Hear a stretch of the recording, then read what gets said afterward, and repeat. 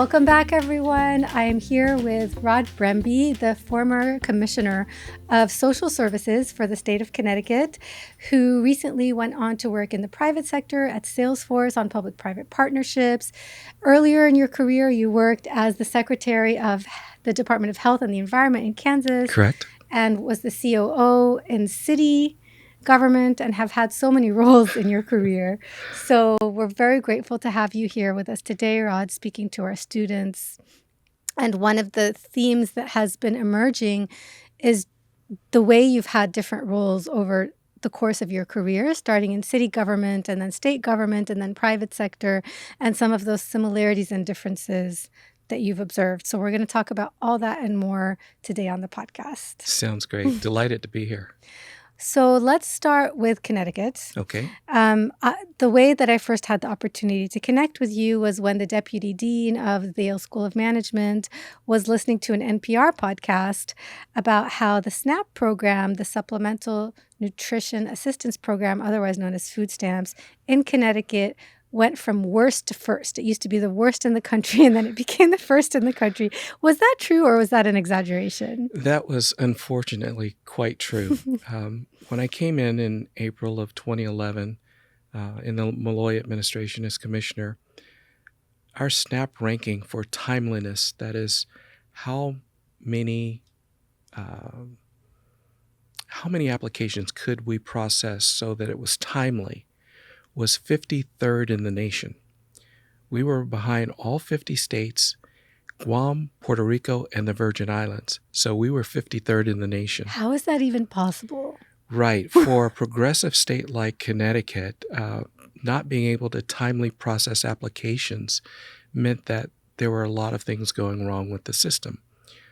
Part of the problem was technical in nature, but even so, it was really the way in which the work was being done, and also a concern about errors. And so people were taking an extended period of time to make sure that they were not making errors, but yet pushing and delaying application approvals to what I thought was an unbearable time frame. One of the things that was necessary was to convert the process, the files, to the essence of humans, families, children who were being delayed from access to food. So that was really one of the first steps in that change management process, is talk about the why and what was the true impact or failure of our lack of timeliness. And while you're talking about this, I'm thinking about a remark you made earlier about other missed opportunities in the government to do things bigger, better, faster because they wanted to play it safe and prevent errors. And that is something that happens when you do center on humans, right? You don't want to take risks with humans' lives and livelihoods. But then at the same time, at the other extreme, the cost is greater than the risk. Absolutely. There's a balance, and you have to understand that there are internal and external costs to humans. Right, the human cost. Exactly. We could have forced more rapid implementation of change within the organization, but it too would have come at cost, human cost. There would have been a toll. I think we would have seen more out-migration of individuals who may decide that that's not why they signed up to come to work. That's not what how they bring their best selves to the workplace. But on the same token, we have to make sure that we accelerate our ability to be timely, fast, accurate for the people that we serve. So there's a balance to be had, and we wanted to make sure that we were focused on both components.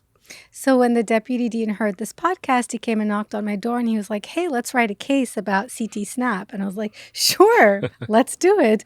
And I think at the time you were being sued by Congress. Is that correct? Well, or punished or something. Well, we had an interesting stint here in Connecticut. I came in April of 2011. January 2012, we were sued for our SNAP program as well as our Medicaid program in federal court. And so from almost day one, but really it's 8 months down the road, we were sued. And those lawsuits really helped to drive or shape some of what we were able to do and some of the things that we weren't able to do. We had to meet certain time frames for deliverables. We had to report often and constantly. So we really didn't have a green slate to work on. So it helped to shape the work that needed to be done. It helped me introduce me to some of the advocates in support of our programs. And even though they sued us in court, we were looking for the same outcomes. And so I didn't see them as adversarial.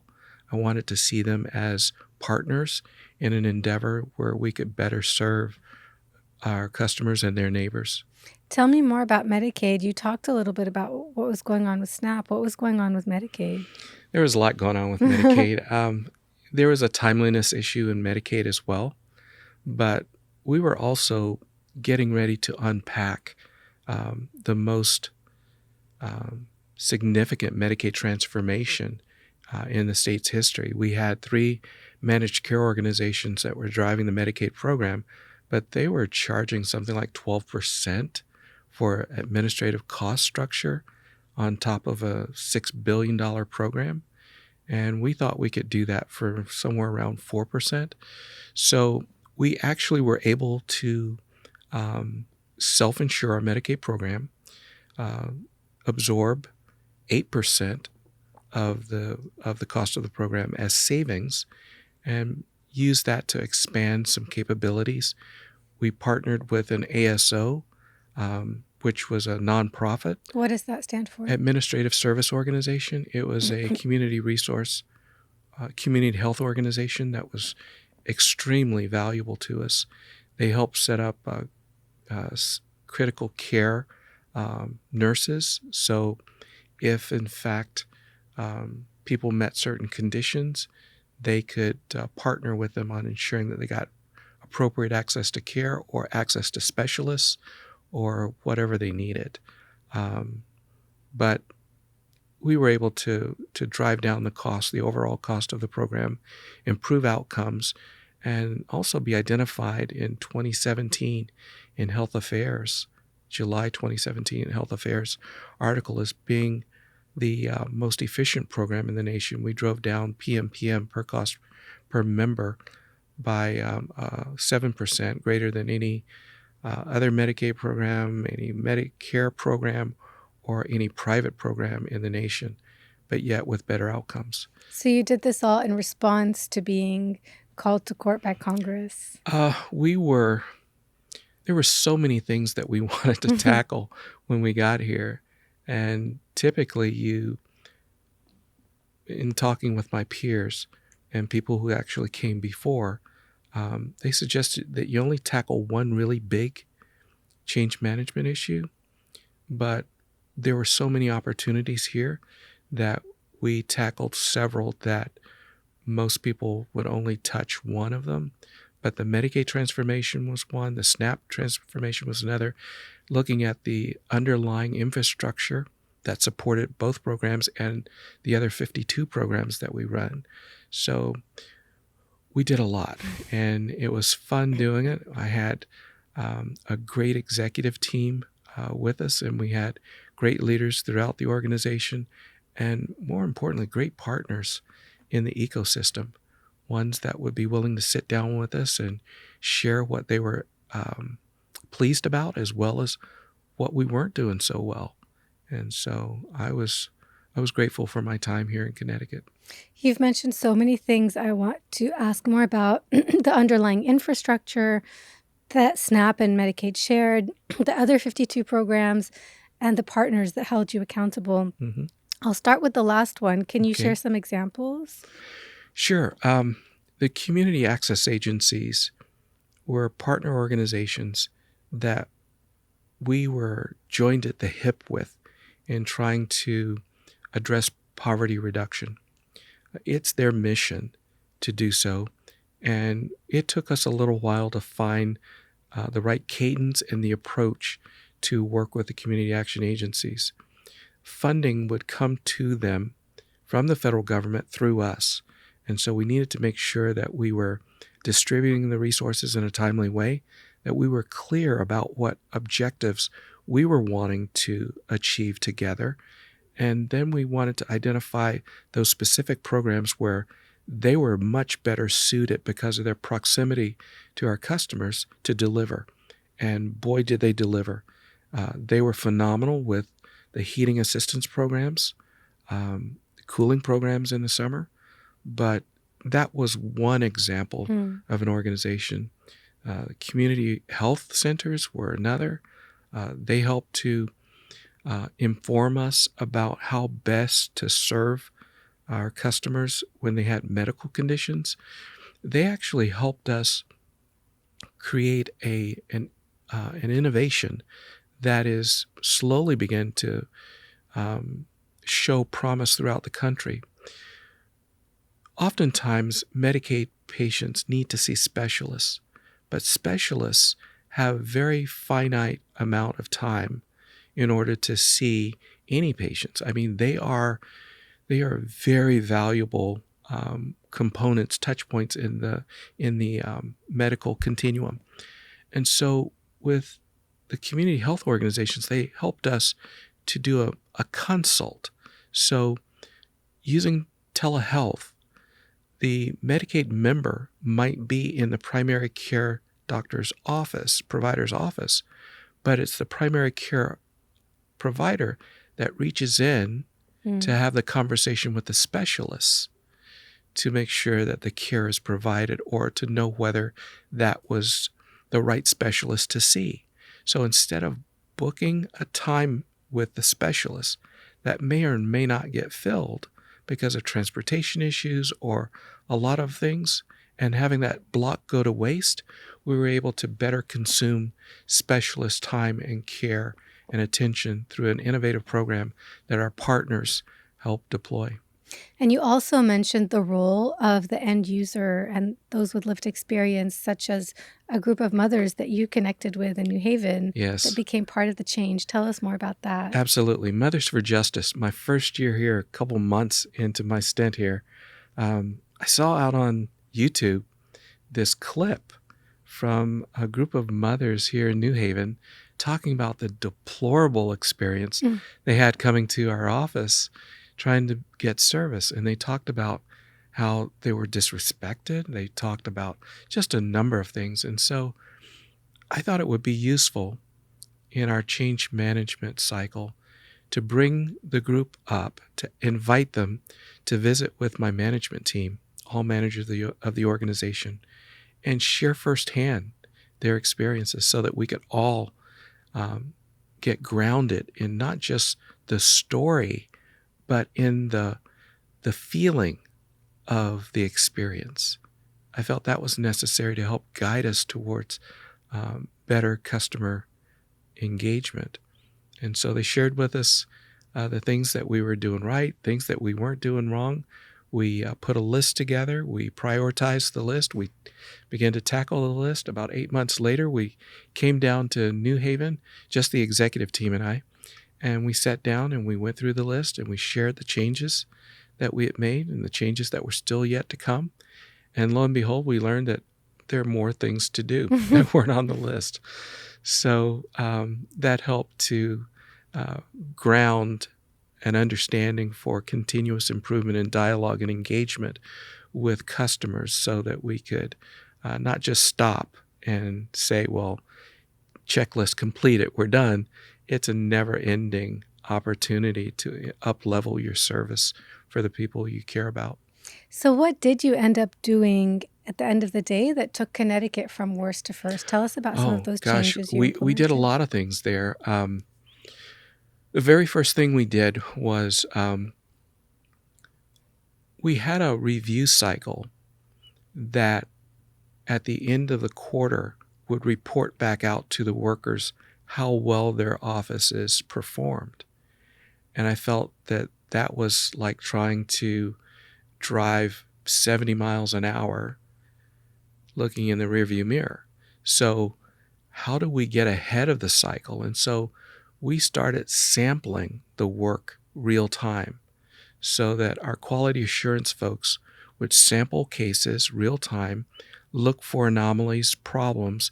They would report those out real time, so that before the quarter ended or even the month ended, we could adjust and make changes or reach out and correct the challenges that we had. So we knew that if the work process was accurate, we could accelerate the work to be done. So that was one of the things we did. We up-leveled our quality so that accuracy was improved. We also used technology to segment the emergency cases from the non-emergency cases. SNAP has two protocols. One is if a person meets certain criteria, we have to meet that application standard in 7 days or less. Cash in hand, 7 days or less. And then the other standard is 30 days. I mean, we were failing on both. And so first we had to be able to separate those and escalate the emergencies so that we could get to those quicker. And we were able to do that. Then we brought in additional technology so that we could expedite and see in queue which case was where and what was the timing on those, and how do we move the emergency ones up so that we could make sure to get them completed within 7 days. When I left, we were able to do same day for emergency applications, not just 7 days. We got to same day. That's the amount of transformation that we were able to deliver. And I think that some of the key takeaways, listening to my students discuss the case, were digitizing, to some degree, like tightening up and centralizing a little bit, right? Yes. And kind of freeing up social workers to spend more time with the the cases and customers that needed a higher touch, that might need multiple services, right? Yes. Because they were spending less time processing the actual case. Right.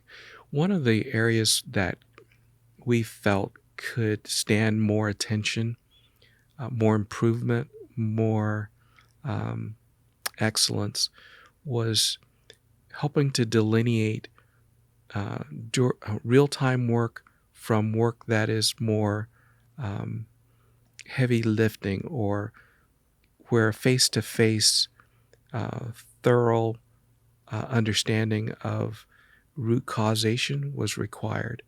And we just didn't get there. I wanted to create success coaches so that social workers who are really gifted with a deep skill set could visit with individuals and families who may come to the office for a SNAP application, but there's so many other things going on. And we could sit down with them and talk to them about housing or food insecurity in general, or any other medical conditions that may be bothering them, or if they're looking for workforce opportunities, workforce development, or even we have a program with SNAP where we actually can help facilitate a person going back to school to get a certificate or a degree, pay for childcare at some of the campuses. We partner with all of the community colleges in Connecticut to help drive that program. But we were so bogged down with trying to get the applications done timely that we didn't have the ability to shift the resources for more durable success coaching opportunities. And that's one big miss, one big regret that I have. I used to tell my peers in other states that I, along with many of them, made a Faustian bargain. We bet that if we could satisfy the dominant number of members of the customer set that we needed to serve in a timely way, that would help to resolve a lot of the challenges that people were facing after the Great Recession.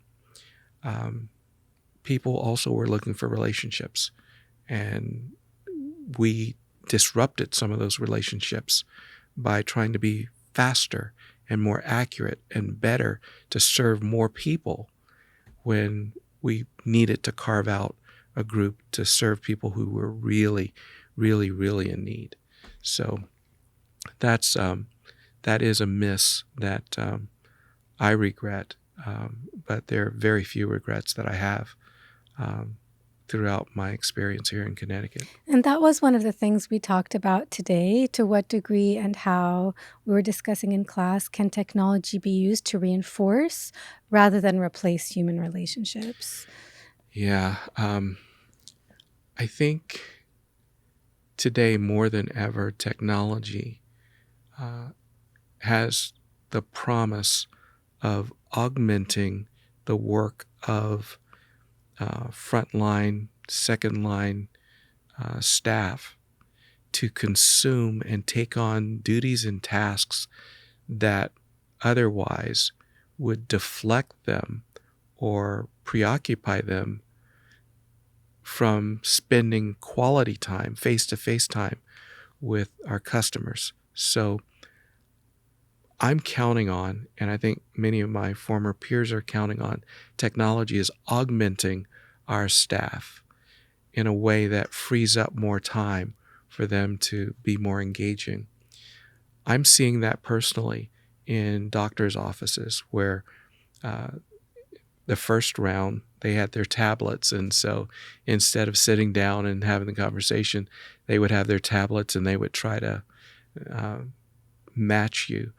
Now they're actually inviting you into a space where technology can collect notes from the engagement so that they're fully there with you and can hear how you say something and the way in which you might feel about a question, so that those old school spidey tingly can come back and be put at work, where um, healthcare providers kind of know more than what you're saying. Yeah.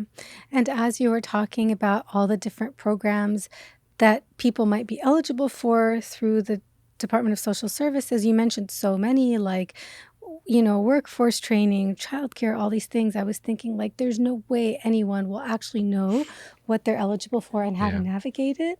But as we're thinking about technology and AI, that's exactly the type of thing it could help with, is exactly. like, you shared, like, every person in the future will have their own agent, virtual agent, and that agent can tell you, like, look, here's what you're eligible for, here's how to navigate it, and then you can go meet with a human at Yes. DSS and that person can help you. Yeah, Is that how you're seeing it? absolutely. One of our partners here in Connecticut, and when I was working for Salesforce, Deloitte, has refined an engagement layer for customers that is a unified portal where people can come to one place, whether it's verbal or online, and just talk about what they're needing, put in some information, and they get back that they may be eligible for the thing that they're looking for, the program, but they're also presented with, and you may be eligible for these programs as well. Mm.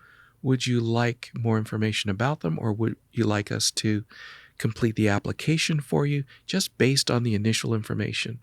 So, yes, that is a very real occurrence, and I think that capability is spreading.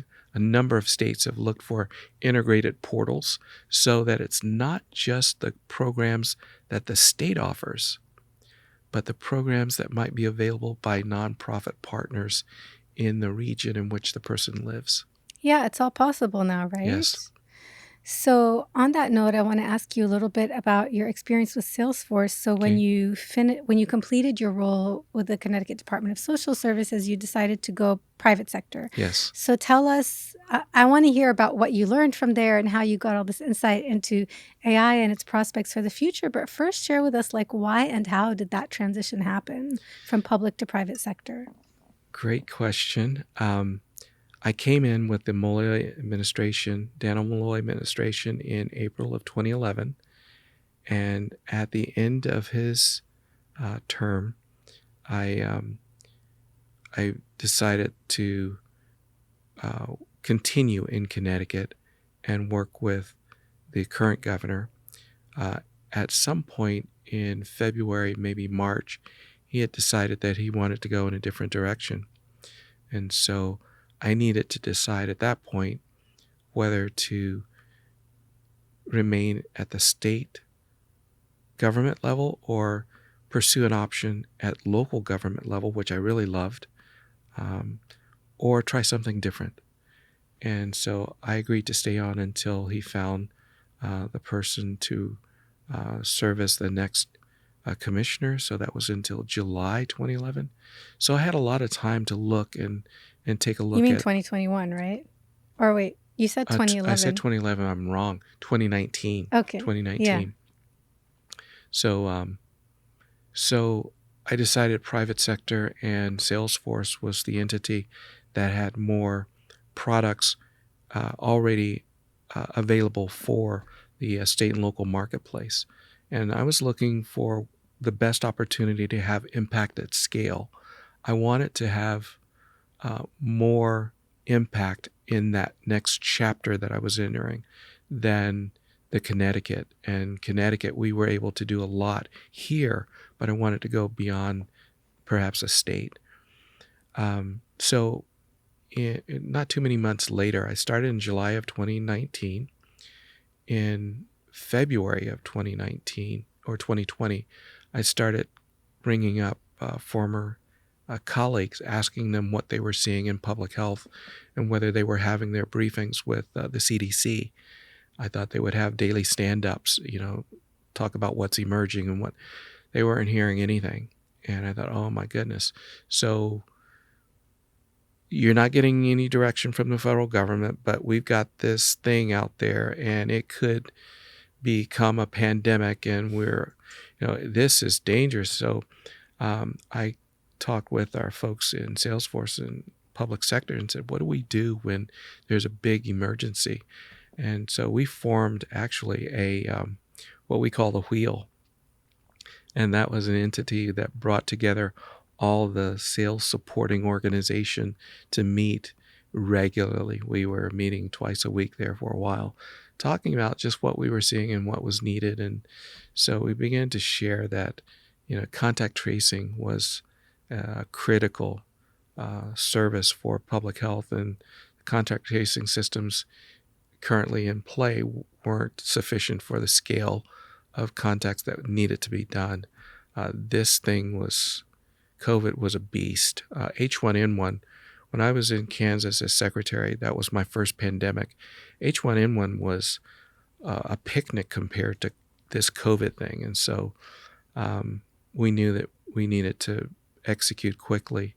And the public sector organization drove a lot of the deployment of contact tracing and vaccine management, not just nationally, but globally.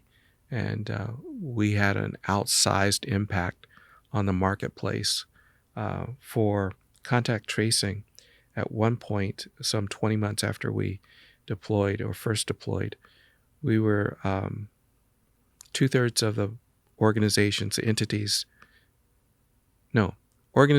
entities serving 2/3 of the U.S. population were using our software for contact tracing. So, talk about impact at scale. Yeah, and no one knew at Salesforce. We were just kind of the plumbing to help make things work, and that's the way I think it should have been. Vaccine management, CDC was a customer. I mean, we had several nations as customers. We were supporting a lot of deployments. Everyone talks about how well New Zealand did in the pandemic, but nobody talks about how Salesforce was behind that. I didn't know till you mentioned it in class today. Yeah. So Salesforce allowed me to find those opportunities, challenges to have impact at scale, to provide industry advisory content to not only internal consumers, salespeople, but also external partners as well as external customers, to talk about the promise of technology. And there is no greater promise today, technology-wise, than AI. This technology, the adoption curve, is greater than any other technology that's ever been built. But we have to make sure that we're careful and intentional about the use of the tool. The power is off the charts about what can happen and what it can do, but we need to make sure that it's harnessed in a way to do the right things for the greater benefit of as many people as possible. I mentioned this morning to the class that I believe that we will all have our own individual agents. They'll probably rest within the handheld devices that we carry today, although those devices will eventually change over time.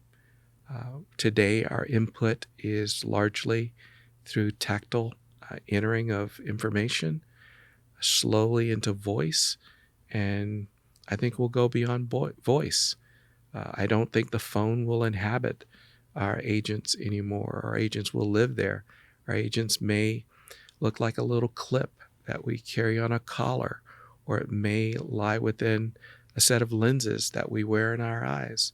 We don't know what the devices, the user interface devices, the GUI will be, but we just know that we will all have the potential to have an agent to do work for us, with us. I bet if someone listens to this podcast episode in a couple of years, all those things will have already happened. It just I'll seems say, to be happening. sure, So, yeah. of course. Like, what is this guy talking about? Yeah, and the stuff that we use today will probably look like the rotary phones, Yeah, exactly. Yeah. So you mentioned something a few minutes ago about your older job being the secretary of the Department of Health and Environment in Kansas before Connecticut, and I haven't asked you about that yet. One of the things you're most famous for is getting fired from that job for denying a permit for a coal-fired power plant. Is that correct? Yeah. So 2007, it was April 2007, I believe. Yeah. That was Mass versus EPA, the ruling from... No, it wasn't Mass. It was 2010. It was April 2010, Mass versus EPA, where the Supreme Court decided that CO2 was a pollutant that could be regulated by the EPA. I had on my desk a permit that was going through the process to approve a 1750 megawatt facility out in western Kansas. And at the same time, I was involved in another transformation of an agency where I was trying to bring the health division and the environment division into alignment. And so we had routinely approved these permits historically as a state, but this would have been the largest coal-fired plant west of the Mississippi. And as we learned more about the pollutants that would be emitted from the plant, the use of groundwater, the aquifer underneath the state, and how that was needed for livestock, cattle, growing, agriculture. There's so many things aligned to the place where it just didn't seem to be the right thing to do. So I asked the environmental division to go ahead and work the permit as though it was a typical permit, send it to me, and then I would take their recommendation, and then I would make a decision. They did their job the way that I asked them to. They recommended approval of the permit. I took a couple of weeks. We had an endangerment finding of some sort, but I decided to deny the permit on the basis of climate change. I felt it would be, I felt it would be irresponsible to approve the permit based upon what we know about CO2 and its impact on climate change. And it was a shocking decision. The Speaker of the House and the President of the Senate lived in the district that plant was to have been built. It was a $3+ billion project for the state. Western Kansas was counting on that for Eco Devo boost or boom. but I didn't feel that it was the right thing to do. And so my denial was what I had hoped to be the first step in having a conversation about clean energy and sustainability for the state. Not that we would never have a plant, but what about green energy? What about more windmills? What about solar, thermal? We needed to have the conversation, and I didn't believe that I should step in and modify it to downsize it based on a whim. I just felt that I couldn't approve it. Modifying it was more political than not. So say no, which I did, and let's have a conversation. Yeah, I thought there would be a conversation, and there really wasn't, or the conversation was more adversarial than not. But anyway, we got through that, and I was actually placed on administrative leave the week of the election, November 2010, and yeah, I was placed on leave, and I was on leave until the end of the Parkinson administration. Oh, wow. Well, one of the takeaways that we talked about in class today was that at some stage in your career, throughout your career, you're going to have a lot of clarity on what values you embody and where the line is that you won't cross. And that at some stage in your career, you will have the opportunity to stand up for those values. And you might actually have to choose between that and your job, right? But the cost would be, you shared with students, too great in terms of either you losing respect for yourself or your peers, your public health peers, dequalifying you and losing respect for you. And in this case, you made the right decision, not only because you stopped the environmental and climate negative impacts of this plant, but also you did go on to pursue a career in public health in many different capacities in the future. So it's not like you personally lost. You ended up winning, right? And standing up for what you believe in. Absolutely. I think that the transition out of the position in Kansas was simply a pause and a respite to allow me to review and assure myself that the values on which I made the decision, the personal values, were solid ones, because those were the same values that I was going to take into the next employment, work, or whatever engagement. What I shared with the students is that more likely than not, at some point in their career, they will be faced with a choice between something that needs to be done, a decision, versus something that doesn't quite square with their values. And they need to be ready for that. They need to be rooted in understanding their values and why it matters. The loss may not be a job. The loss may very well be sense of self, confidence in self, self-esteem. And I find those to be more detrimental than a loss of employment. So just be ready. We'll all have the opportunity to step forward. I think in this current time that we're in, I think there will be even more opportunities to step forward and give voice to belief, to act on what is right in your heart, and help set the conditions for the environment in which we all want to live and live peacefully. That's one of the things that you mentioned when we were kind of wrapping up class and saying that change management requires a set of takeaways. And the first one is creating that culture within an organization and creating an environment in which change can take place. Yeah. And some other things we talked about as key takeaways were listening to people, both your workers and your end users, and thinking about how to create agency for them, a sense of agency and empowerment for others. And also to know within yourself, like what lights you up, Yeah. what makes you excited, and to build the toolkit to support that passion. Anything else you would add to that? Yeah, I think the why is the most critical question of all. It's the purpose. If the purpose isn't clear, understandable, replicable, you shared with the class the sign that we had to talk about the agency's vision and mission. We tack that everywhere because people sometimes forget. And if they're reminded of that by reading the words and knowing that we signed up for this, then it's easier, not easy just on the surface of it, but it's easier to execute the how because it's in service to the why.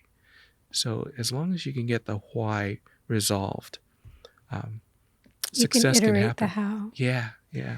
I want to end on a note related to a quote that we opened up class with and that you added an amendment to, which was a quote by Dr. Martin Luther King that said, I got it wrong, but you got it. Can you share it? Sure, sure. The moral arc of the universe is long, but it bends towards justice. In times where we see injustice, we know that that arc will bend over time. But what I added was something that I learned and what I had heard is that it doesn't bend on its own. It requires us to bend it. So our action, our engagement is necessary to ensure that that arc bends towards justice than injustice. And to keep your eyes on that overarching arc of progress during times of injustice. And I think Yes. that's a really important message right now for people who are caught up in the pendulum swinging too far one way or the other and having this moment of panic and hopelessness and helplessness. This is the time to make sure that you're clear in your values and your beliefs. You're willing to stand up for them. You're sharpening your toolkit to support those values and that passion so that you can play an active role at the earliest opportunities towards bending that arc Absolutely. Couldn't have said it better in the myself. direction of That's justice. it. That's it. Thank you so much, Rod, for sharing your reflections and your experience with us here today, and also for all the work you did to implement and embody that knowledge and wisdom and experience and those values over the course of your career. Well, it's been my pleasure. We appreciate it. Well, thank you. Thank you.